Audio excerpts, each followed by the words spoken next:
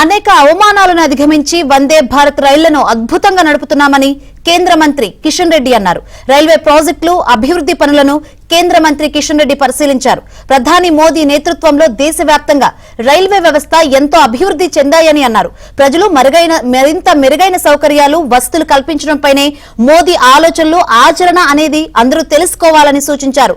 కాలుష్య రహిత వ్యవస్థగా రైల్వేను మార్చేందుకు అన్ని చర్యలు తీసుకుంటున్నామని కిషన్ రెడ్డి తెలిపారు.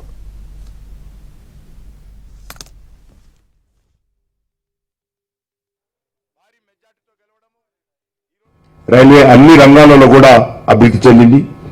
ముఖ్యంగా డెడికేటెడ్ ఫ్రైట్ కారిడార్స్, అదేవిధంగా విద్యుతీకరణ, హై స్పీడ్ ట్రైన్స్, అదేవిధంగా passenger amenities, improvement off passenger amenities, అదేవిధంగా భద్రతా చర్యలు, అదేవిధంగా ఈ టికెటింగ్ వ్యవస్థ కావచ్చు, రైల్వే ట్రాకింగ్ సిస్టమ్ కావచ్చు, డిజిటల్ అడ్వాన్స్మెంట్ తో ఈరోజు మోడర్నైజేషన్ చేయడం జరిగింది.